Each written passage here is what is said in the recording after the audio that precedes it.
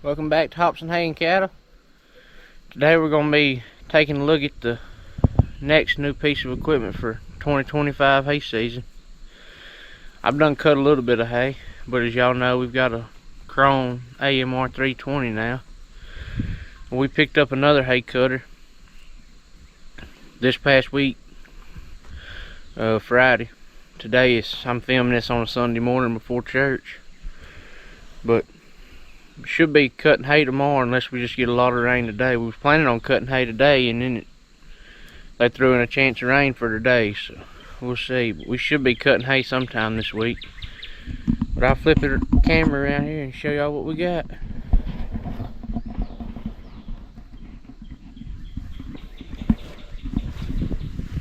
A Kuhn GMD 310. This hay cutter is pretty much the same as our older hay cutters. This is just a newer model of them. There's a few different things about this one compared to our old ones. Like, got grease fittings right here now, as you can see there. And our old cutters didn't have grease fittings on any of this. The only thing you grease on them was the PTO shaft. I really do like that they started putting grease fittings on them. They still don't put grease fittings down here though, like the Krone. But they have improved.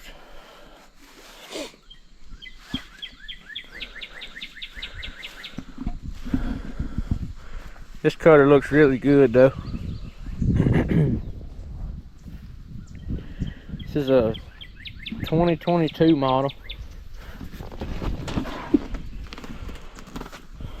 It's the guy that we bought it from, he figures he cut about 600 acres with it. This last hay season it didn't even get used because he had he bought him a 13-foot trail mower and he didn't use this one at all. And then the year before that, and then the year before that year, he used it. But he said he figures he cut about 600 acres with it. One thing that Kuhn has done too is they've added this shield to the 310s. Our 800s don't have it. They just had this skid right here, and this one, well, that's not even a skid, that's just a shield, but then they had this skid here. Hopefully this will help with when the hay cutter down here hits something, blowing a bunch of crap up through here, out from under the edge of your tarp, blowing it all over the back window of the tractor. And they're bad about throwing dirt and mud, not really mud, but wet dirt, like when you're cutting early in the mornings, all over these wheels and getting them nasty. Hopefully that'll help with it. The tarp on this cutter does seem to be longer too. But as y'all can see there's no rust on it or anything. There's no slack in this cutter at all. Like, it don't even move a quarter of an inch before that next disc starts turning. Y'all can see. That's all it moves before this next disc starts turning, see?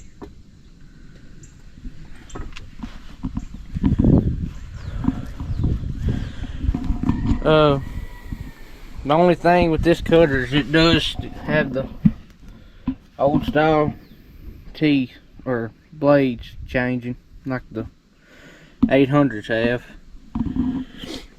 So we do still have to take bolts and stuff off to mess with to change the blades, whereas the Krone has quick change blades. But this cutter looks really, really good.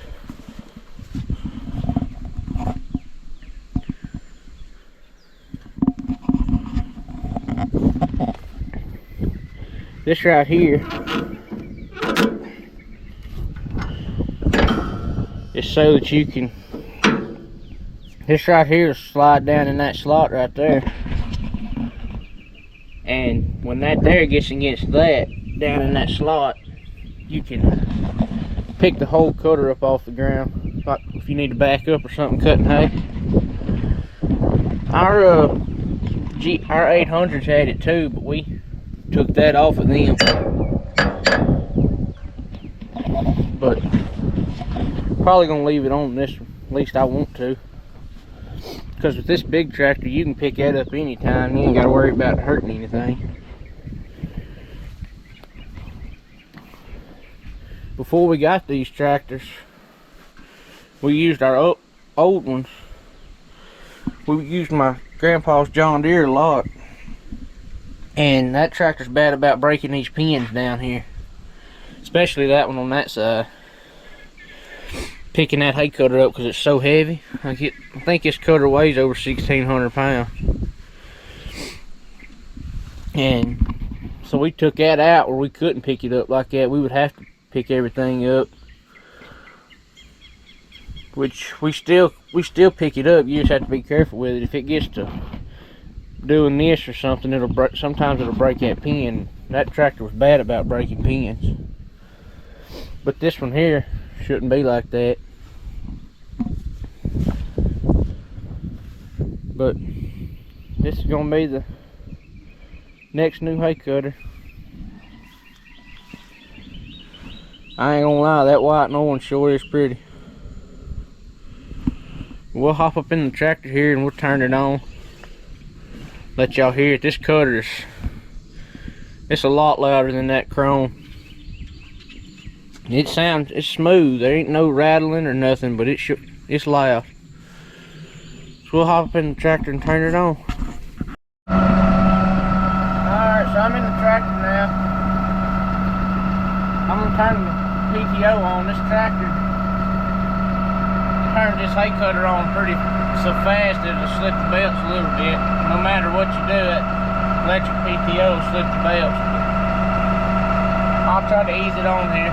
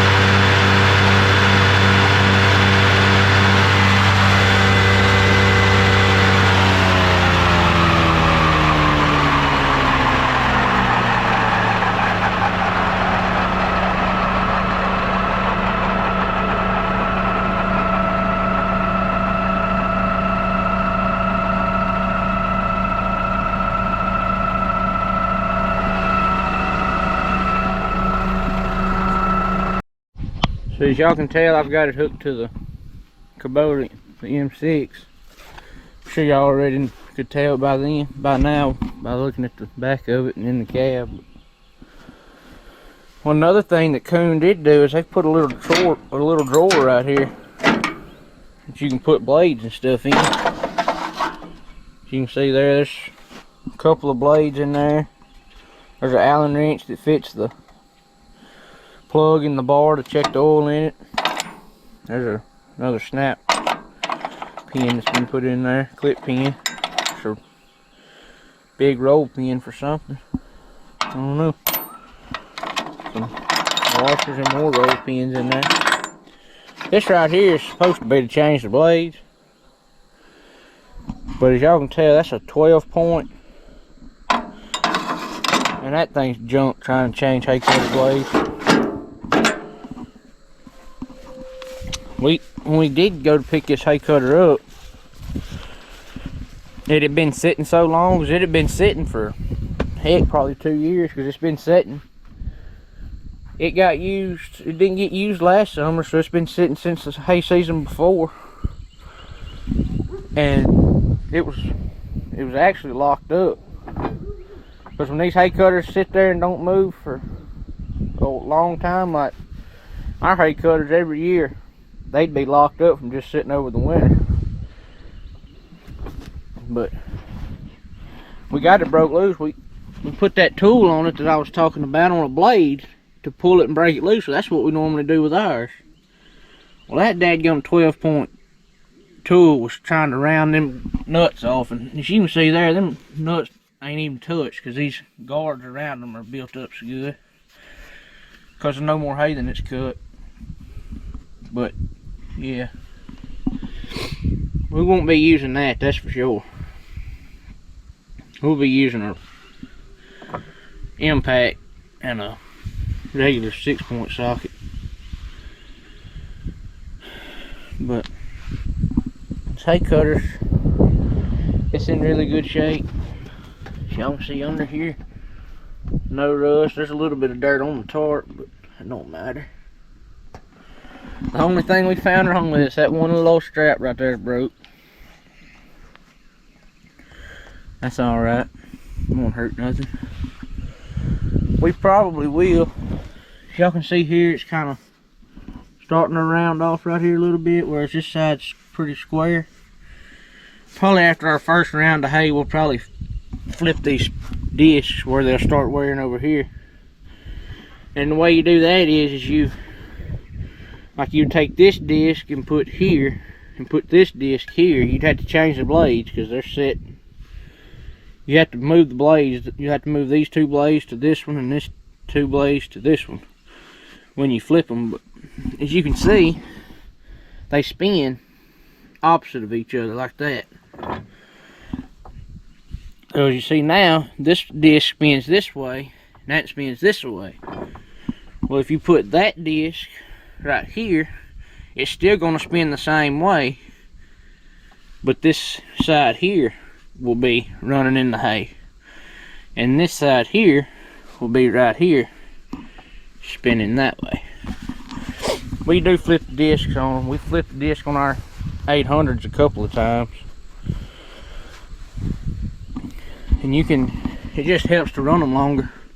And some people want to wear this plumb down before they flip them, but we don't like wearing them down that much. Eventually they'll get wore down that much before we change them, but we don't want to just have to wear them nuts out if we can flip it around and run it on the good side. But the bar's in good shape. There's no broke skids on it.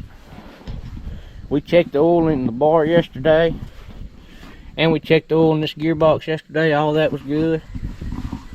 The bar did take just a little bit of oil, but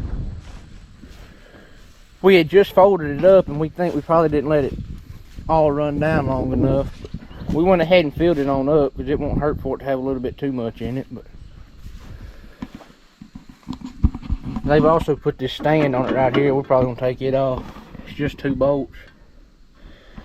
We'll probably take that off though, because when you unhook them, you pull this thing down right here, and it goes down. It goes down and catches right there. And that holds this whole thing up. You don't even really need one of them. I don't know why they put them there. Our 800s didn't have it. And this hay cutter's, it's designed the exact same. They just added a few deals to it. Like putting this drawer in it. It changed the design of this cover a little bit. I don't know if y'all can tell on camera, but yeah. Kind of bulges out back here a little bit more. And the reason the whole thing ain't wider is because then your tarp would hit it. But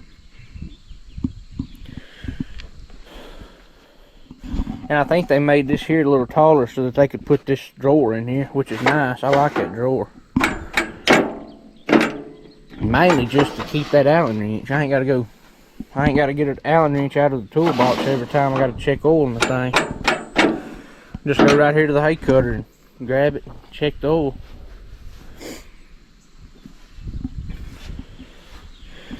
But I think that's going to be all for this video. Hope y'all enjoyed the video. We'll get to try it out hopefully tomorrow. I should have some video of it. If I'm running it, I may be running the other hay cutter. Depends on who helps me. But